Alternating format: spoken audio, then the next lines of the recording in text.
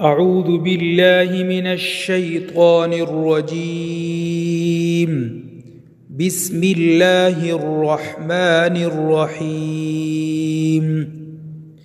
سيقول السفهاء من الناس ما ولاهم عن قبلتهم التي كانوا عليها قل لله المشرق والمغرب يهدي من يشاء إلى صراط مستقيم.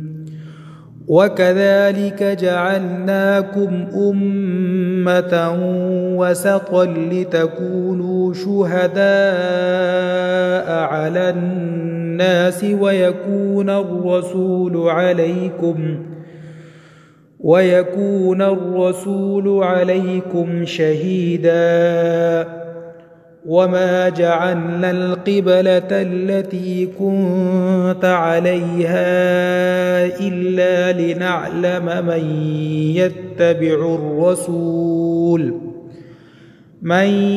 يتبع الرسول ممن ينقلب على عقبيه وإن كانت لكبيرة إلا على الذين هدى الله وما كان الله ليضيع إيمانكم إن الله بالناس لرءوف رحيم.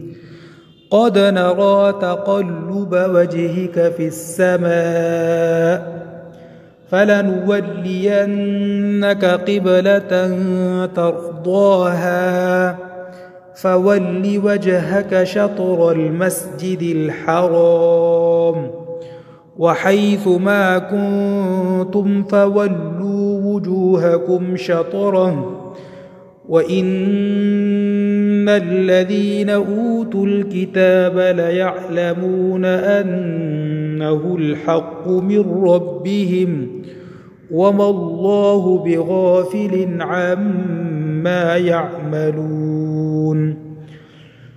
ولئن أتيت الذين أوتوا الكتاب بكل آية ما تبعوا قبلتك وما أنت بتابع قبلتهم وما بعضهم بتابع قبلة بعض ولئن اتبعت أهواءهم من بعد ما جاءك من العلم إنك إذا لمن الظالمين. الذين آتيناهم الكتاب يعرفونه كما يعرفون أبناءهم وإن فريقا منهم ليكتمون الحق وهم يعلمون.